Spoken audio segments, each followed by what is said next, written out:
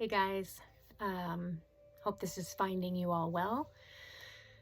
Today I am going to tell you a story about my daughter, Isla. She is my oldest daughter. She is 10 years old, but this story actually took place when she was 6. Um, Isla started gymnastics when she was 5 years old. Not competitive at all. It was totally recreational, just for fun. I love the idea of kids in gymnastics when they're young, just for body agility and you just knowing how to use your body and keeps you moving. So Isla was in gymnastics. She had been in it for a little while and she turned 6. So she ended up going into a new gym, a bigger gym with a bigger class. And the story all starts there.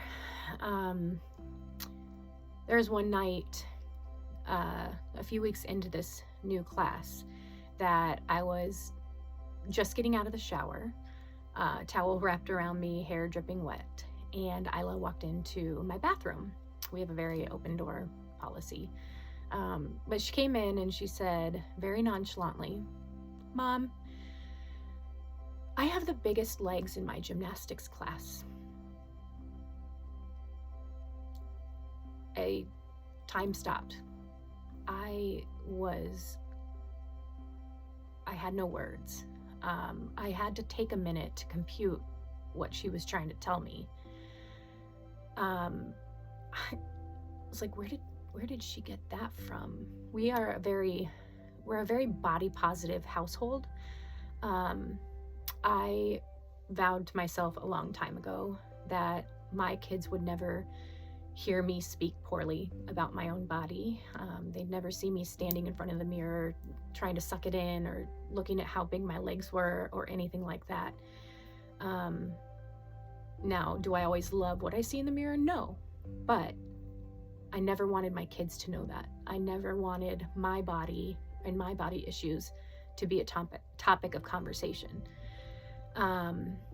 We've always just talked more about being healthy and strong. So this totally threw me off out of nowhere. So clearly I wanted to know more. So I asked her, I said, what do you mean? And she drops to her knees and she sits down on her knees and says, "See, look how big my legs get when I sit down. I have the biggest legs in my class." Granted, she is a petite young lady. She is in no way, shape, or form a large 6-year-old. So I was blown away.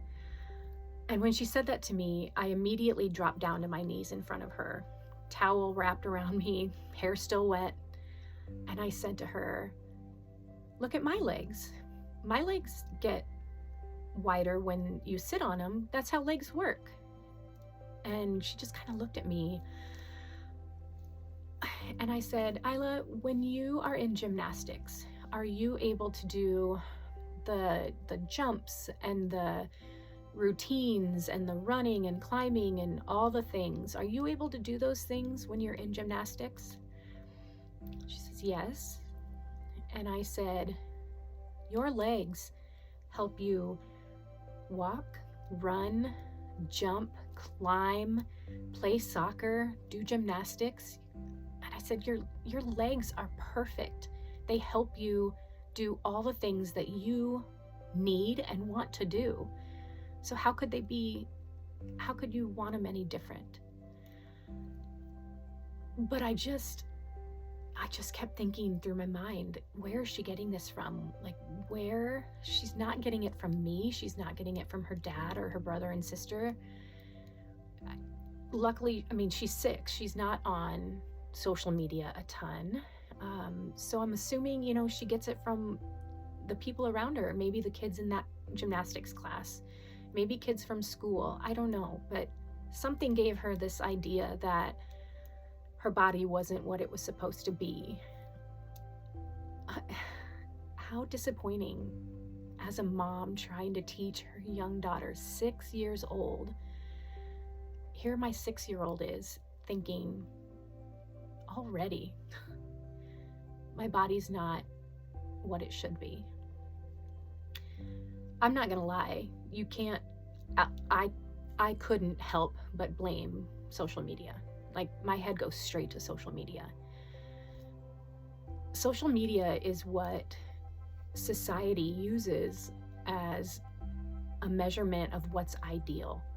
I mean, you take influencers on, Instagram, TikTok, whatever platform it is, and you have them spending hours on makeup, hair, their clothing, their lighting, the posing. They take all this time for one moment, one picture, one moment in time, and send it out to the masses and saying, this is what you should strive for.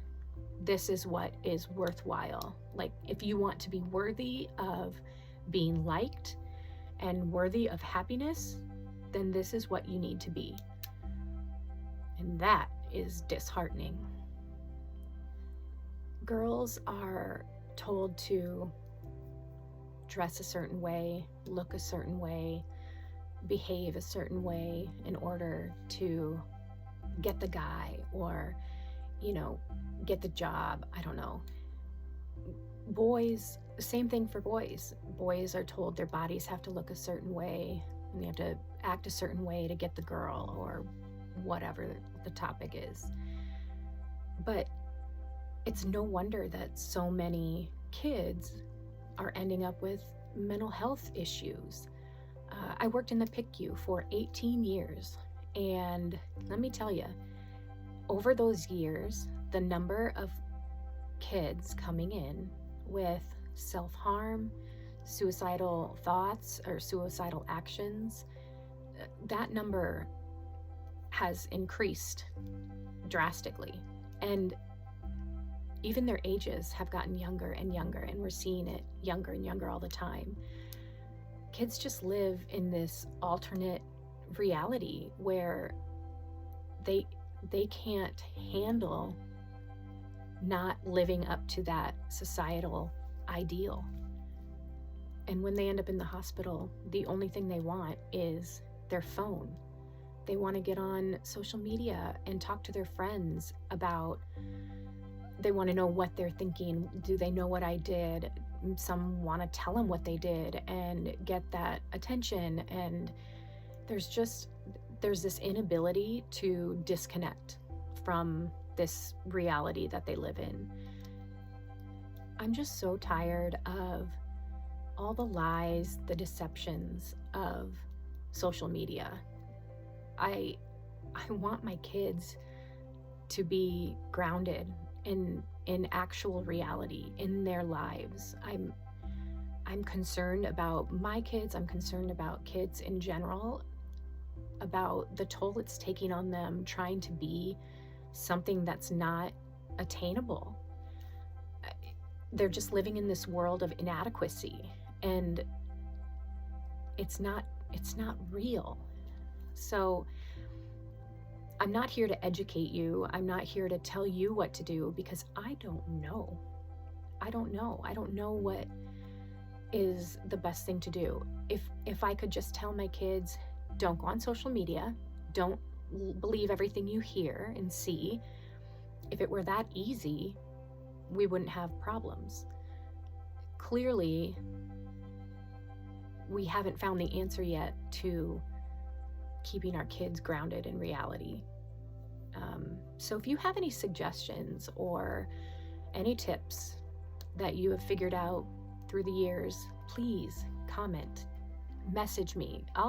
We'll talk about this again. I just think we all need as many heads talking about this as we can, because something's not working.